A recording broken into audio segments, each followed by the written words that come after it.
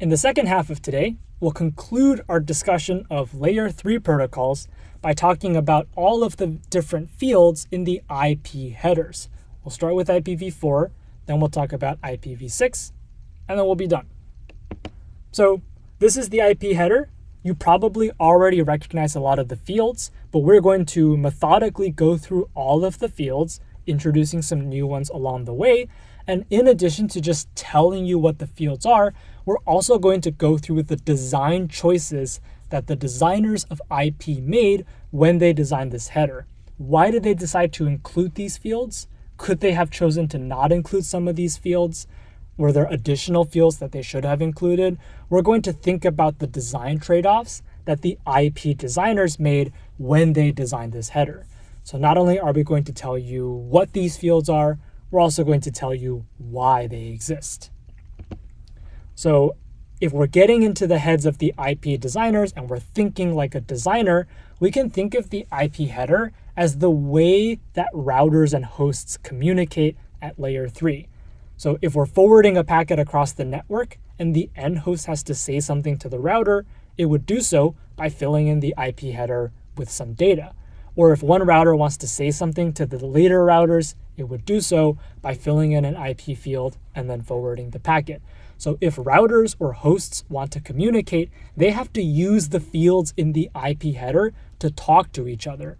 So therefore, one way to design the IP header is to think about what things the routers and the hosts might want to say to each other. What do they want to talk about? What functionality do they have that they need to express in the header?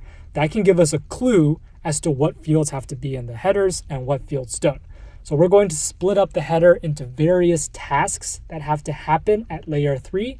And for each task, we'll see what headers are relevant for that task. By breaking down the problem like this, it allows us to think about what fields are there and also why they were added. So let's jump right in. I can think of 6 things that we have to do in the IP protocol. And here they are. One thing we have to do is parse the packet. We have to understand what the packet says. That is something that both the router and the destination have to do.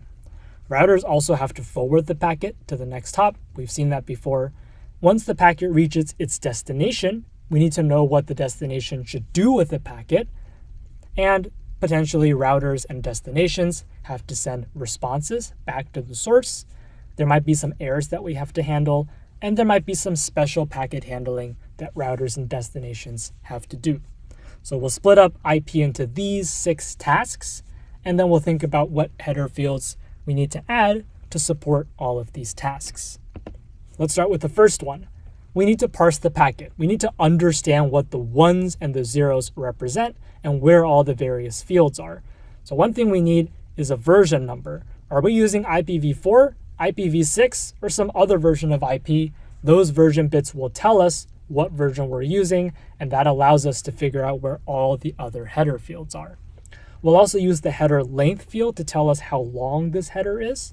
So later you'll see that this header can actually be variable length, and the header length tells us how many bits are in the header, and the total length tells us how many bits are in the header and the payload as well.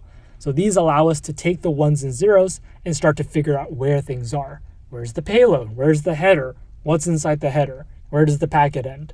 Things like that. The second task is forwarding packets to the next hop. You're probably sick of seeing this, but remember, we do destination-based forwarding, and to do that, we need a destination IP.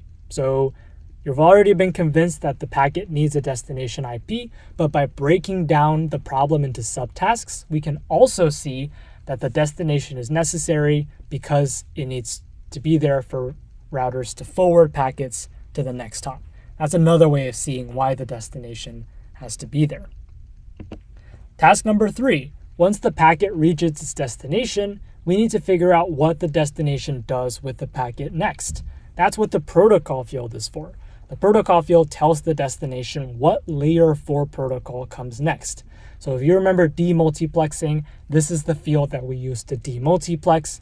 If we put the number 6 here, then that indicates that the next header is TCP, so we should pass the payload of the IP packet, all of that stuff in red, up to the TCP code, and then the TCP code will read the TCP header and process it accordingly. And instead, if someone puts the number 17 in the protocol field, that means that this is a UDP packet. So we'll take the IP payload, all that stuff in red, and we will send it to the UDP code for the UDP code to process. So if there were no protocol field, we have no idea what to do with these ones and zeros inside the IP payload, which is everything besides the IP header. But with the protocol field, we can decide to send this code up to the we can decide to send this packet up to the proper layer 4 code. It's been a long day, but that's what you can do with the protocol field. It's demultiplexing. You've seen it before.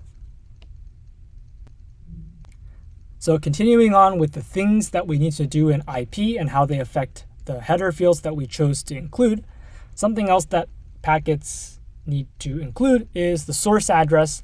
And the reason why is because we need to send responses back to the source.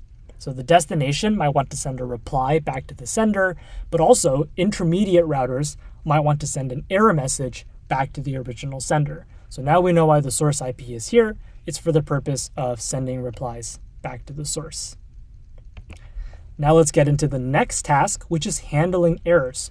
One possible error is a routing loop in the network. Router 1 forwards packets to router 2, router 2 forwards packets to router 1. This goes on forever. If we don't solve this problem, the packet will cycle infinitely, wasting a lot of bandwidth and wasting time at both routers. Now they have to spend extra processing power forwarding a packet that's going nowhere.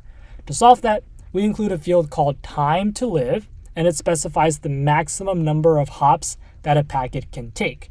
So every time a router forwards a packet, it decreases the TTL by 1.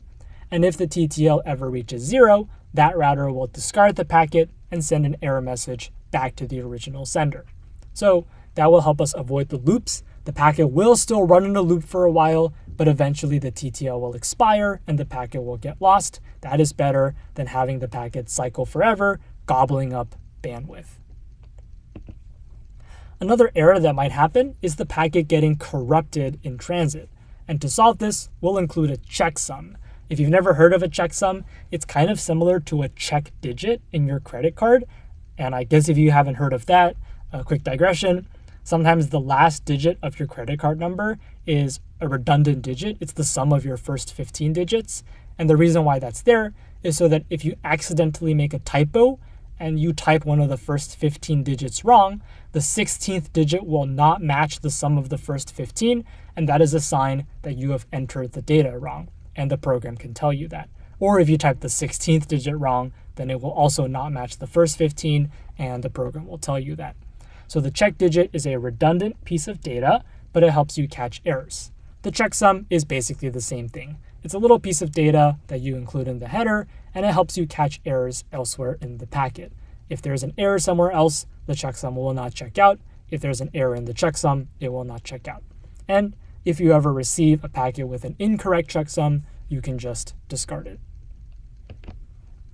One interesting design choice that the IP designers made is they only included the checksum in the IP header and not over the entire payload. So what that means is that the checksum can only detect errors that happen in the IP header and not in the IP payload. We don't check for correctness in the IP payload. Why did they make this design decision? It's because of the end-to-end principle. Remember that one? In one sentence, it says, we could try to implement reliability in the network or at the end hosts. Implementing it at the end hosts is enough. We don't need the network's help. And the network is not sufficient anyway, so we might as well just do it in the end hosts. Go back to the video on that if you want a more detailed explanation, but it basically says reliability should be implemented at the end hosts, and even if intermediate routers help, they will not provide any extra benefit. So therefore, because intermediate routers are not checking reliability, we need the end hosts to do it anyway. We don't need the intermediate routers to have a checksum over the IP payload to check if it's correct. The end hosts should be responsible for checking that the IP payload is correct. They should include checksums at higher layers, and the IP header should only be used to check correctness of the IP header, not the user's end data. So this design decision is rooted in the end-to-end principle, and specifically the fact that end hosts are responsible for checking correctness, not the routers. So the routers don't need to compute checksums on the IP payload. Another design decision that the IP designers made is the checksum has to be updated at every router. And the reason why is because the checksum was computed over the entire header, and one of the header fields is the TTL, which decreases at every hop. So when a router receives the packet, it has to decrease the TTL and also recompute the checksum because the header has changed before sending it on to the next router. So this requires a little bit of extra work at every router. An alternative design might have been to not include the TTL in the checksum, so only compute a checksum on the other header fields that are not the TTL. In that case, all you have to do is decrement the TTL, forward the packet, and you don't have to recompute the checksum. Which one is better is kind of a matter of debate, but the designers of IP made the choice to include the TTL in the checksum, and the consequence is routers have to recompute the TTL every single time.